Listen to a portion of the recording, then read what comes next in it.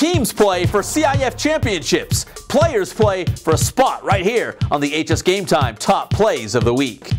Plays of the Week. We start at Centennial High School. Devontae McNeely with some help from Barry Ware, and he knows right where to go, down the sideline and into the end zone for the Huskies touchdown. The Vista Marietta defense scores more points than some teams' offenses. Phillip Jones Ward the pick six and muscles his way into the paint. We'll stay at Vista Marietta. How about Keyshawn Holmes? 88 yards to the house. What up, Holmes? Man, he's fast. The Rancho Verde quarterback Sharon Jones is back from a broken leg, hooks up with DeMaurier Stringfellow perfectly in stride for the touchdown. Good luck to the Mustangs in the CIF Finals, but don't tell them to break a leg. And how about linebacker Damone Backus? This interception ends Paloma Valley's chances of a comeback.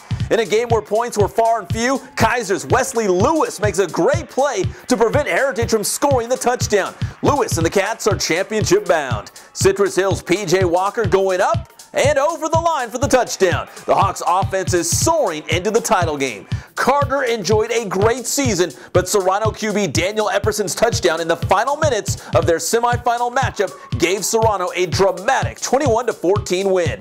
And for Rim of the World's Jacob Taylor, just another night on the gridiron. 387 yards against Banning gives him the area single-season rushing record as Team Jacob powers Rim to its first finals appearance since 1976. Those are the HS Game Time top plays from the CIF semifinals.